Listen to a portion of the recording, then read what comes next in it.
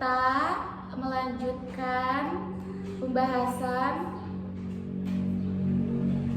mengenai strategi pembelajaran. Di kelas ini udah belajar belum sih? Belum Bu. Belum ya. Baru pertama. Allah. Yaudah deh, kenalin, nama Ibu Yunita. Asalnya dari Kasuria, Cikijing. Status Ibu single. Udah punya. Boleh lah Bu. Boleh gimana? Yang di belakang ya. Nah, sekarang kita balik lagi kepada proses pembelajaran kita kali ini ya. Kita bakal ngebahas tentang strategi pembelajaran. Karena berhubung di sini gak ada proyektor, jadi saya akan menjelaskannya secara lisan saja ya. Kalian mohon untuk menyimak dengan baik. Soalnya nanti saya ada pertanyaan buat kalian ya. Nah, strategi pembelajaran ini saya akan bakal membahas dimulai dari pengertian macam-macam strategi, skema strategi pembelajaran, tujuan strategi pembelajaran, serta kesimpulannya ya. Nah, untuk awalannya di sini ada yang tahu nggak definisi dari strategi pembelajaran?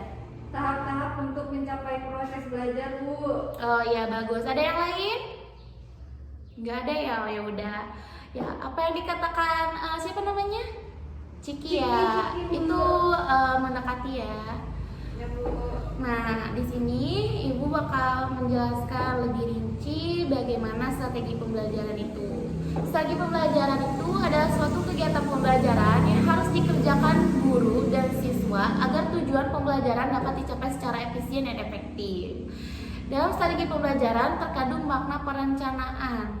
Maksudnya, pada dasarnya, strategi masih bersifat konseptual mengenai keputusan yang akan diambil dalam pelaksanaan pembelajaran. Ya, intinya kita hanya bisa berencana ya. Nah, selanjutnya itu ada pembahasan mengenai macam-macam strategi pembelajaran. Nah, untuk mengefektifkan waktu, Ibu bakal langsung menyatukannya dengan skema pembelajarannya ya. Nah, macam-macam strategi pembelajaran di strategi ini ada 7 ya. Yang pertama itu ada strategi pembelajaran ekspositori yang bisa disingkat dengan SPE ya. Nah, strategi pembelajaran ini menekankan kepada proses penyampaian materi secara verbal dari seorang guru kepada sekelompok siswa dengan maksud agar siswa dapat menguasai materi pelajaran secara optimal. Kalau itunya sih ceramah ya, kayak sekarang saya lakukan. Nah, prosedur untuk melaksanakan strategi ini yang pertama adalah merumuskan tujuan yang ingin dicapai.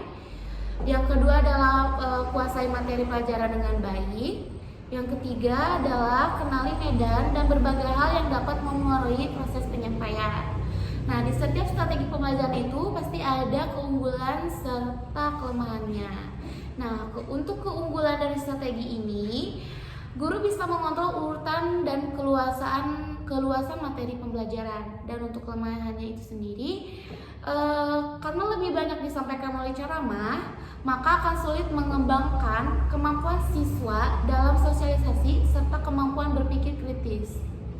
Nah, yang kedua itu adalah strategi pembelajaran inquiry atau bisa disingkat dengan SPI. Nah, strategi ini adalah rangkaian kegiatan pembelajaran yang menekankan pada proses berpikir secara kritis dan analitis untuk mencari dan menemukan sendiri jawaban dari suatu masalah yang dipertanyakan. Nah, secara umum proses pembelajaran dengan menggunakan SPI ini dapat mengikuti 6 langkah. Yang pertama adalah orientasi, yang kedua adalah merumuskan masalah. Jadi dari sekian banyaknya masalah kita bisa merumuskan dengan singkat dan padat dan jelas. Yang ketiga adalah mengajukan hipotesis, yang keempat adalah mengumpulkan data, yang kelima adalah menguji hipotesis, dan yang keenam adalah merumuskan kesimpulan. Nah, keunggulan SPI ini menekankan kepada pengembangan aspek kognitif, afektif, psikomotorik secara seimbang sehingga pembelajaran melalui strategi ini dianggap lebih bermakna. Nah, untuk kelemahannya itu kadang-kadang dalam mengimplementasikannya memerlukan waktu yang panjang sehingga guru mengalami kesulitan untuk menyesuaikan waktu. Nah, yang ketiga itu ada strategi pembelajaran berbasis masalah. Nah, di sini yang suka nyari masalah cocok banget sih untuk menyimak strategi ini ya. Atau strategi ini bisa disingkat secara singkat menjadi SPBM, yang dapat diartikan sebagai rangkaian aktivitas pembelajaran yang menekankan kepada proses penyelesaian masalah yang dihadapi secara alamiah. Tahapan-tahapan SBM ini menurut John Daniel ada 6 langkah yang harus dilakukan dan bisa disebut dengan pemecahan masalah atau problem solving. Antaranya yaitu merumuskan masalah, ya seperti tadi, ketika banyaknya masalah dirumuskan saja masalahnya ya. Terus menganalisis masalahnya, kenapa masalah itu terjadi. Lalu merumuskan hipotesis, mengumpulkan datanya, pengujian hipotesis, dan merumuskan rekomendasi pemecahan masalah. Jadi kalian tuh bisa ngambil solusi-solusi gitu ya. Nah, keunggulan dari strategi ini merupakan teknik yang cukup bagus untuk lebih memahami isi pelajaran. Jadi kalau misalnya kalian nggak mengerti, kalian bisa nanya-nanya, kenapa sih kok ini bisa ke sini, kok ini bisa ke situ gitu. Terus bisa membantu siswa bagaimana mentransfer pengetahuan mereka untuk memahami masalah dalam kehidupan nyata. Nah, untuk kelemahannya itu, manakala siswa tidak memiliki minat atau tidak mempunyai kepercayaan bahwa masalah yang dipelajari sulit untuk dipecahkan, maka mereka akan merasa enggan untuk mencoba. Jadi kayak kalau ada yang nanya tuh ini gimana, mereka takut gitu, gak mau jawab.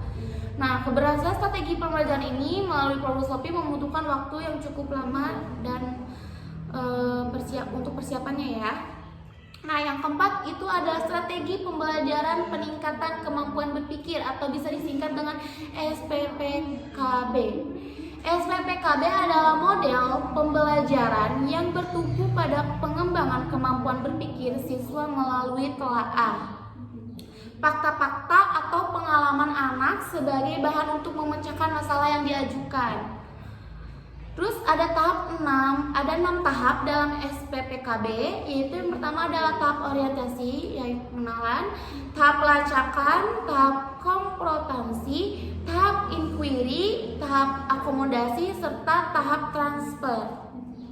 Nah, untuk keunggulan SPPKB ini melatih daya pikir siswa dalam menyelesaikan masalah yang ditemukan dalam kehidupannya, dan siswa diprioritaskan lebih aktif dan proses dalam pembelajaran, memberikan kebebasan untuk mengeksplor kemampuan siswa dengan berbagai media yang ada. Nah, untuk kelemahannya SPPKB ini membutuhkan waktu yang relatif banyak gitu, karena kita mencari tahu dengan dengan kehidupan sehari-hari gitu, sehingga jika waktu pelajaran singkat maka tidak akan berjalan dengan lancar. Guru atau siswa yang tidak memiliki kesiapan akan SPPKB akan membuat proses pembelajaran tidak dapat dilaksanakan sebagaimana seharusnya, sehingga tujuan yang ingin dicapai pun tidak terpenuhi. Nah, yang kelima itu ada strategi pembelajaran komparatif atau SPK. Nah, pembelajaran ini atau mode pembelajaran ini adalah pembelajaran kelompok.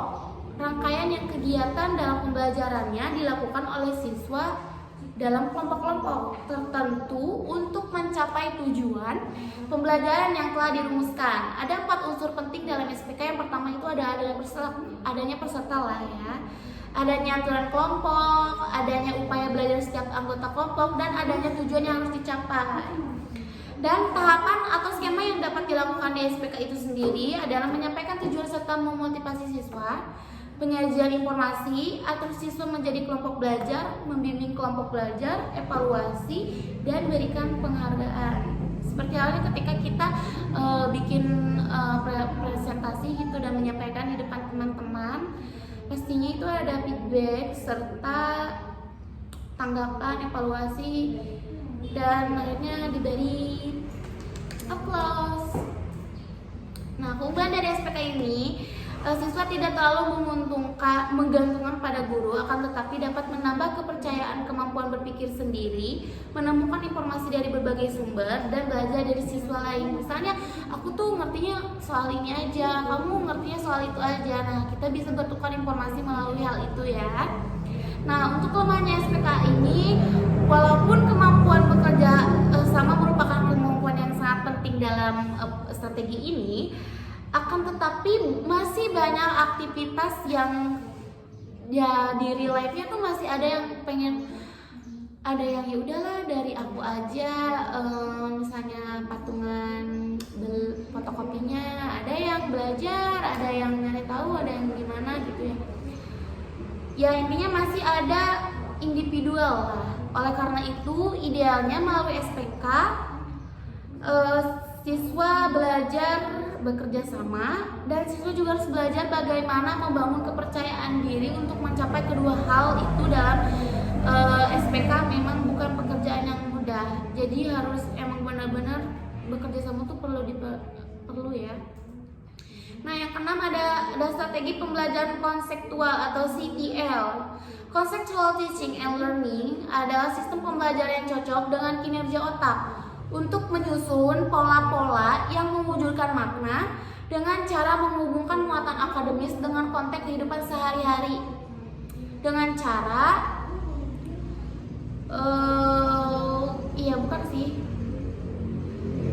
ya begitulah. Hal ini penting diterapkan agar informasi yang diterima tidak hanya disimpan dalam memori jangka pendek yang mudah dilupakan, tetapi dapat disimpan dalam memori jangka panjang sehingga akan dihayati dan diterapkan dalam tugas pekerjaan. Misalnya kita tuh kayak ngebahas apa gitu secara singkat, terus kayak ada orang yang ngejelasin lagi tuh kayak masih mengingat dengan samar-samar, tapi ya kita masih naruh di kepala kita ya. Langkah-langkah yang harus dilakukan guru pada penerapan model pembelajaran konseptual dalam proses kegiatan belajar ini, yaitu guru mengarahkan siswa untuk sedemikian rupa mengembangkan pemikirannya untuk melakukan kegiatan belajar yang bermakna, berkesan baik dengan cara meminta siswa untuk bekerja sendiri dan mencari serta menemukan jawabannya sendiri. Kemudian memfasilitasi siswa untuk mengkonstruksi sendiri pengetahuannya dan keterampilannya yang baru saja ia temui. Dengan bimbingan guru, siswa diajak untuk menemukan suatu fakta dari permasalahan yang disajikan guru atau dari materi yang diberikan guru. Terus memancing reaksi siswa untuk melakukan pertanyaan-pertanyaan dengan tujuan untuk mengembangkan rasa ingin tahu siswa. Guru membentuk kelas menjadi beberapa kelompok untuk melakukan diskusi dan tanya jawab. Guru mendemonstrasikan ilustrasi atau gambaran materi dengan model atau media yang sebenarnya. Yang terakhir adalah guru bersama siswa melakukan refleksi atas kegiatan yang dilakukan, melakukan evaluasi, yaitu menilai kemampuan siswa yang sebenarnya. Nah, keunggulannya itu pembelajaran menjadi lebih bermakna dan real. Artinya siswa dituntut untuk dapat menangkap hubungan antara pengalaman belajar di sekolah dengan kehidupan nyata. Nah, untuk kelemahannya guru lebih intensif dalam membimbing. Karena dalam metode CTL ini, guru tidak lagi berperan sebagai pusat informasi. Tugas guru adalah mengelola kelas sebagai sebuah tim yang bekerja sama untuk menemukan pengetahuan dan keterampilan yang baru bagi siswa. Nah, yang terakhir itu adalah strategi pembelajaran afektif atau SPA.